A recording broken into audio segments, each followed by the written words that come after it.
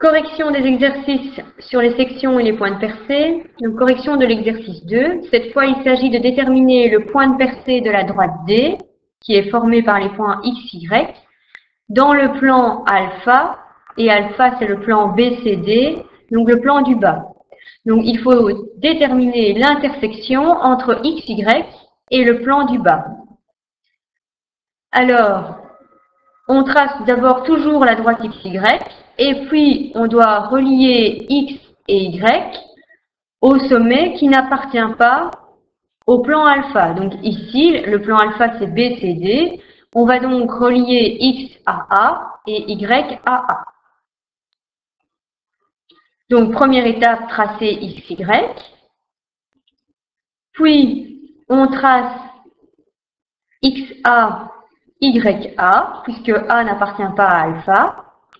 X étant dans la face ABD, XA est donc dans la face ABD, c'est-à-dire la face derrière. Je vais donc avoir une intersection entre XA et l'arête BD.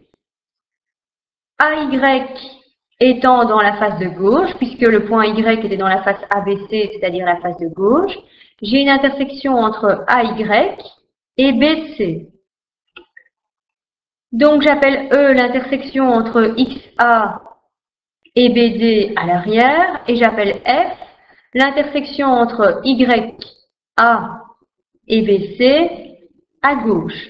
E et F sont tous les deux en bas, donc je vais pouvoir tracer EF, et j'ai donc une intersection entre EF et XY, que j'appelle P et qui est en fait le point de percée que je cherche. En effet, donc le point P est bien sur la droite D qui était formée par les points X et Y.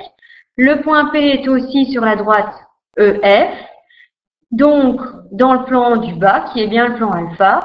P appartient à D, P appartient à alpha, donc P appartient à leur intersection. C'est donc bien le point de percée que je recherche.